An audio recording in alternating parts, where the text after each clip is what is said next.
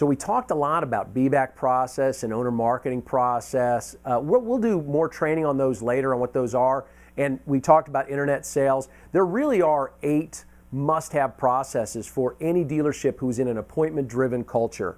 And those are your internet sales process, which we'll talk about in another training session. A be-back process, we'll define all of that, all what the be-back process should look like.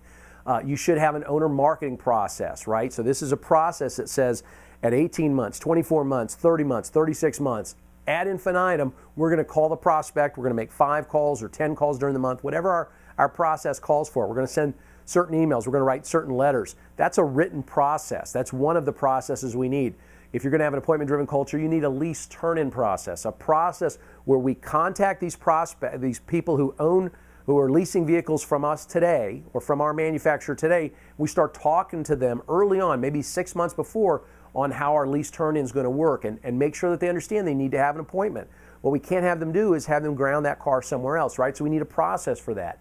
We want appointment confirmation processes. We want our pre-appointment preparation process like we talked about. We want an appointment no-show process. So it's more than just calling at the time of the appointment for the no-show. We're going to have a written process that follows up with our no-shows for 2 weeks or maybe even beyond that.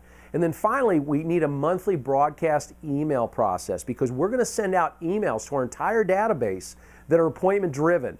No more silly newsletters and things that our customers don't even read.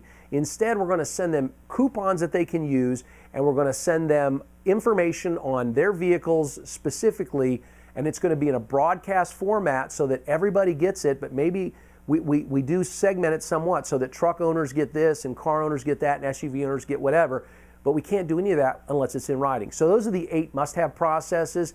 Any appointment-driven culture needs all 8 of those.